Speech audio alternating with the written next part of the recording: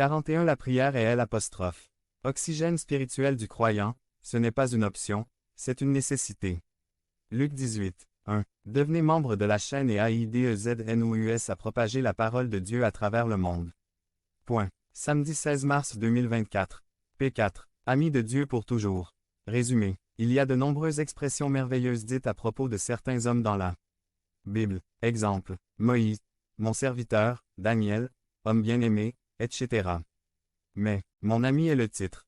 Exclusif d'Abraham, par Rolando Delgado. 2 Chroniques 20. C'est n'est-ce pas toi, ô notre Dieu, qui a chassé les habitants de ce pays de devant ton peuple Israël et qui l'a donné pour toujours à la descendance de ton ami Abraham.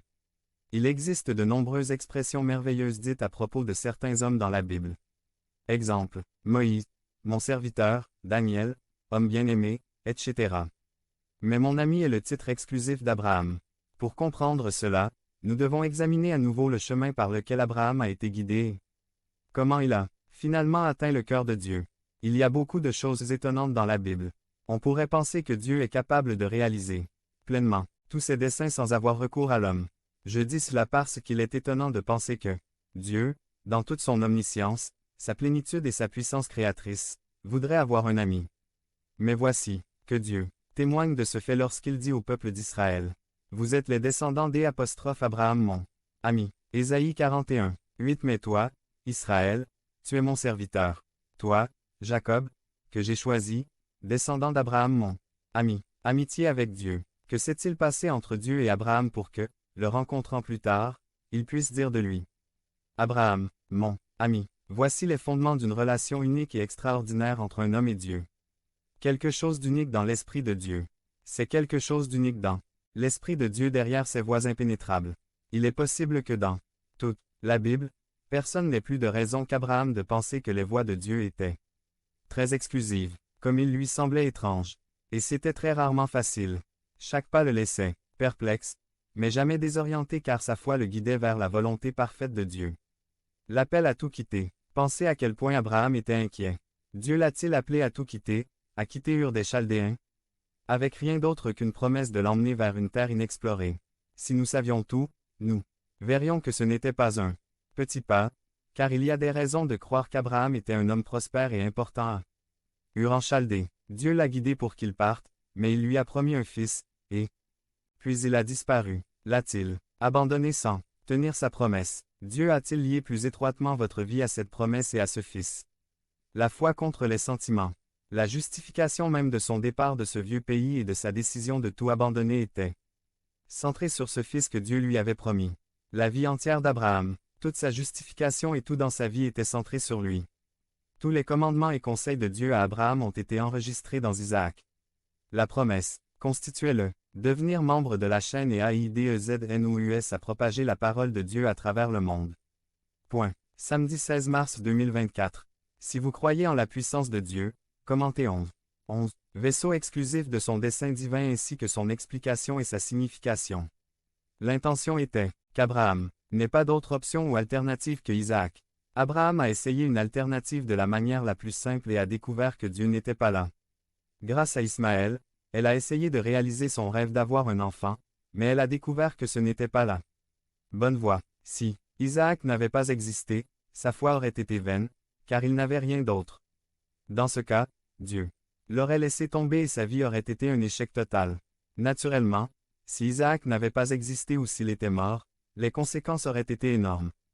La contradiction évidente est qu'Abraham avait alors été trompé, escroqué et avait suivi une fausse ligne. Il penserait que Dieu s'est moqué de lui et lui a tendu un piège.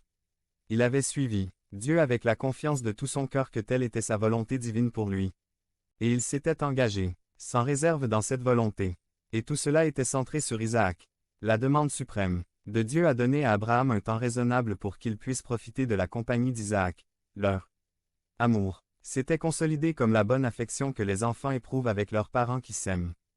Point. Dans le cadre de cette relation émotionnelle, la voix de Dieu s'est soudainement fait entendre réclamant son fils pour lui. Puis il entendit: Prends ton fils, ton unique, Isaac, que tu aimes et offre-le. Genèse 22.